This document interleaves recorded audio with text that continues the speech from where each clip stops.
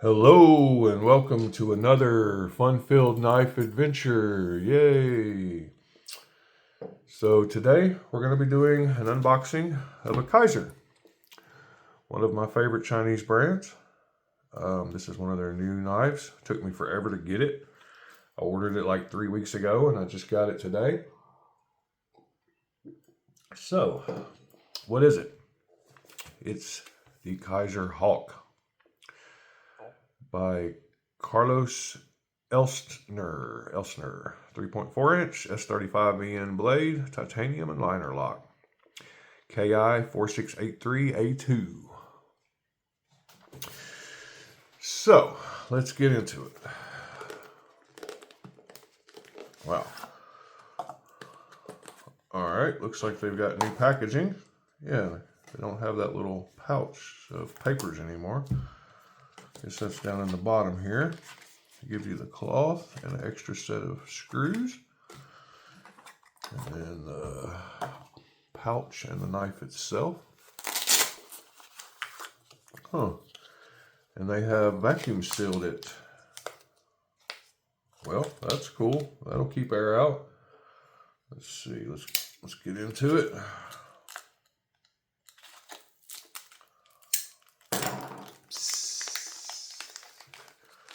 All right, let's get this thing out and check it out.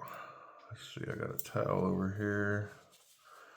Maybe get it wiped down a little bit. I don't know how much oil they put on there. At least they don't do like Tucson and submerge it in oil. All right, let's take a look at it. Very nice milling on the scales. I really like the fact that it's different on both sides. I don't normally like holes in my scales. This one I got just because I like this side.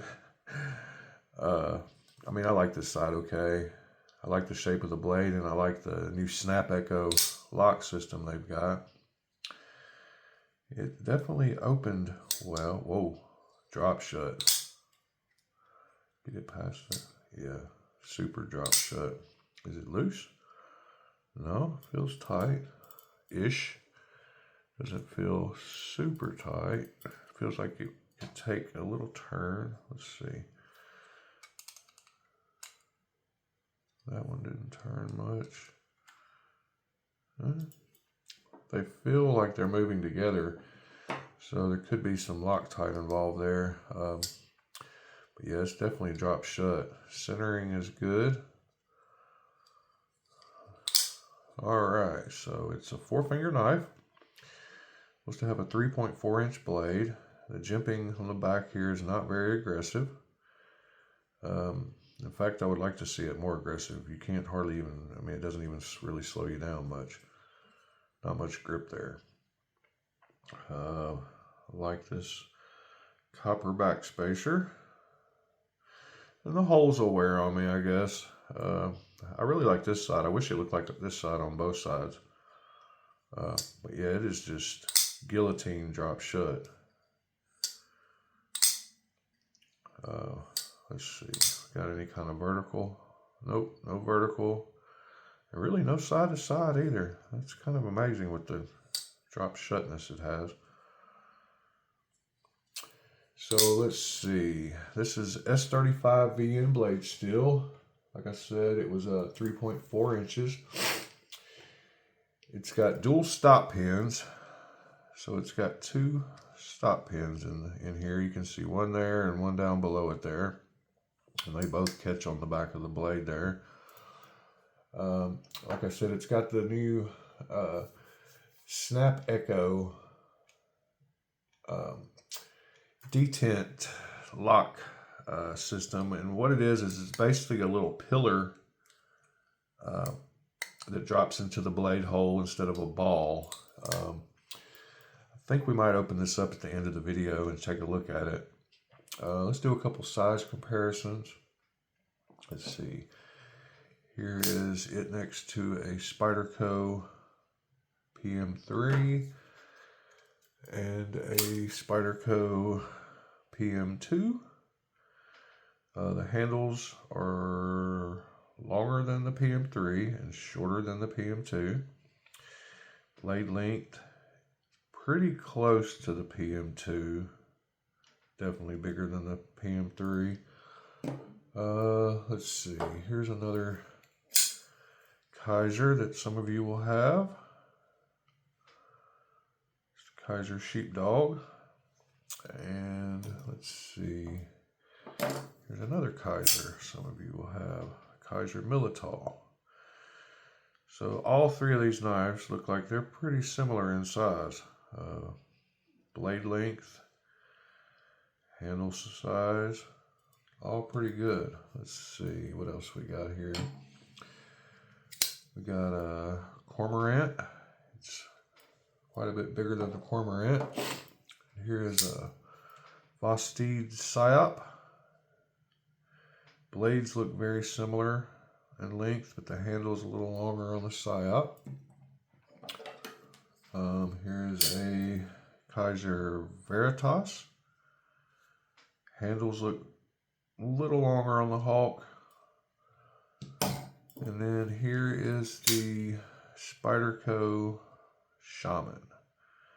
So the handles are a little shorter on the Hawk, but the blades are pretty close to the same size. So, since we're talking about size, where in the heck are my calipers?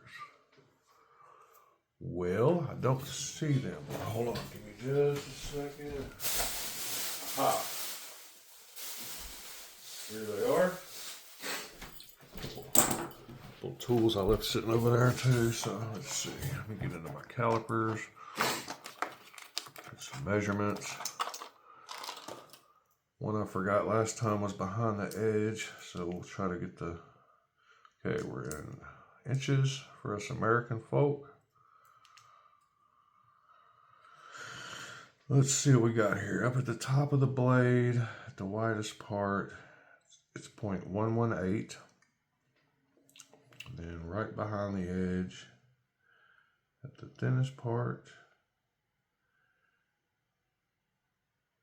is 0.0255.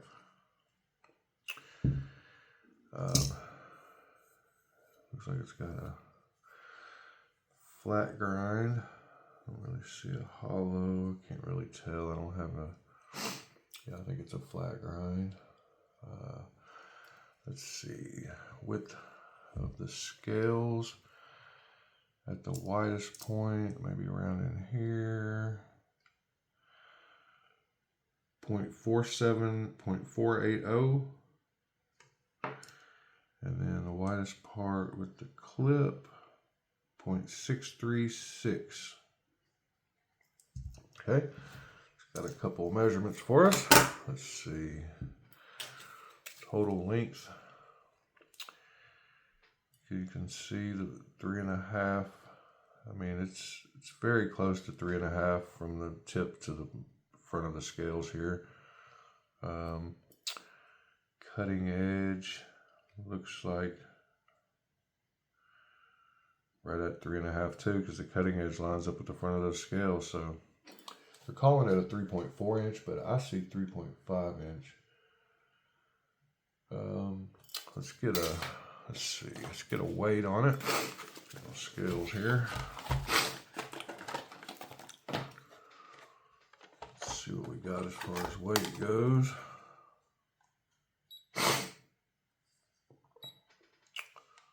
We have got 4.72 ounces. What does their website say? It actually doesn't even have a weight, but 4.73. And some of you will say, oh, take it out of the case, you're going to get inaccurate readings. It's 4.73, any way you look at it.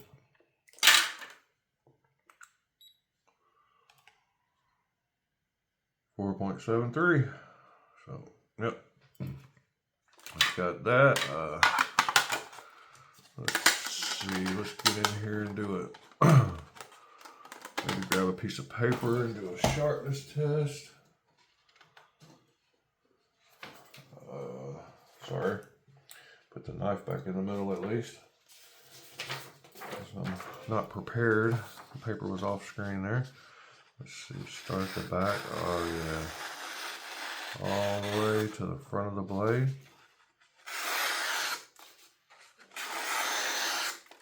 Boom. Super sharp.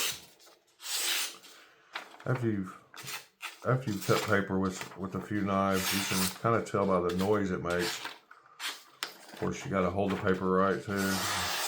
Anyway, that's plenty sharp out the box. Hasn't even been stropped yet, so a little stropping will bring that edge to perfection. So let's talk about cost. Pretty much $169 everywhere, I believe. Their website, other sites. It's kind of new, so it hasn't really gone down. Let's see. I like the accents around the pivot. Nice lanyard hole. Nice clip. Super deep carry. I mean, they couldn't get it any more deep. The screw is in the very back of the scales, and it goes all the way to that screw. So tension feels good. I like the nested liners. Action on it very snappy. Let's see. Can I get it to fail? I don't think I'm going to be able to. You can feel a little. Yeah, there's a little. I noticed this on another video. Can you hear that? The way that. Okay. Yeah, you cannot fail it though. As soon as it breaks loose, it opens. So that's good. There is like a double click. I don't know if you can see that. And I believe that's because of the shape of the detent. It definitely makes a click though. When you pull it out of there, it definitely makes a click. Well, ain't nothing to it but to do it. Let's get in it. Looks like screws.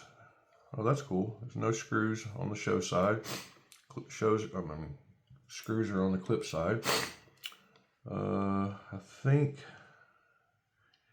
yes, I'll be able to leave the clip on to disassemble it. So I'll have to take the clip off, because that clip screw does not go all the way through. So excuse my hands.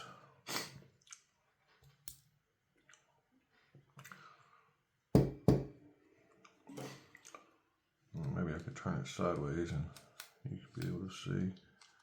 Let's see. There we go. That's back, that's middle. And then we have pivot. Let's see if we got some Loctite here. Oh, doesn't seem like we do. Let's get in here and see what we got. Let's see a little bit of oil. Let's take it apart the easiest way possible. Just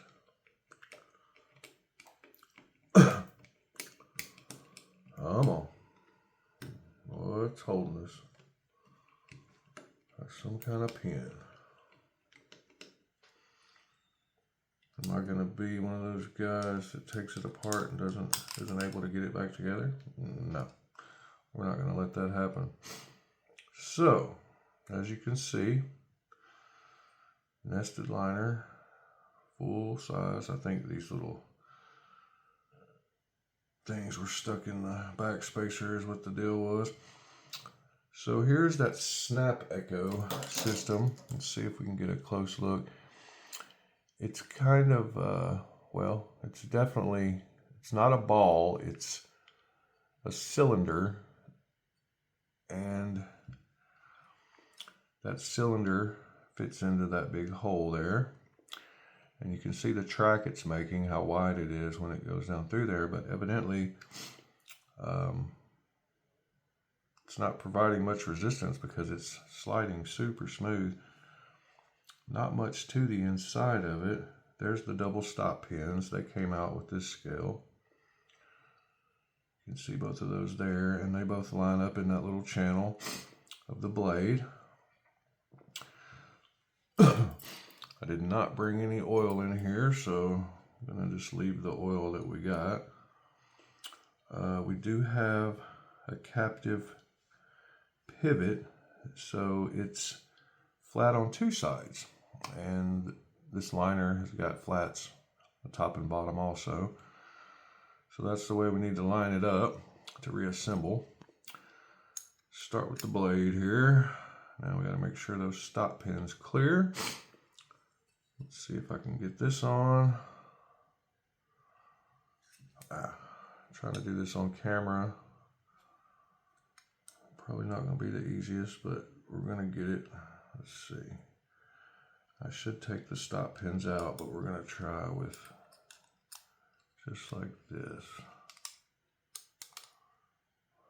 All right, stop pins are in, and it looks like the pivot either lined up or almost did. Maybe it didn't line up. Let's see. Maybe I can rotate it a little bit. Well, doesn't feel like it wants to rotate much. Come on, pop into place, buddy.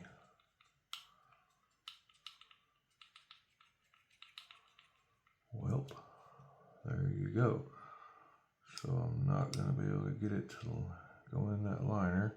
So what we're going to have to do is take it back apart. Come on. Oh, maybe it is in the liner. It feels like it might be in the liner. Now the back spacer popped out, which is fine also. Yeah, it feels like it's in the liner. Let me get this set back in. Do I have that backwards? Why, yes, yes you do. Okay, that fits right back in. And I can't tell. It almost feels like it, but we've got a big gap there, so. Sorry guys, but it's part of taking knives apart, so. Okay, this pin. There's one smaller than the other, so that helps. So I'm going to put the pins in here this time. All right, got one pin in. Put the other pin in. I will take this back apart at some point to put some oil in it. Make sure the pivot's pushed all the way through. Now I can get this lined up without. Aha, now we're on there. Now we're on there, and let's get the back spacer back in. Come on.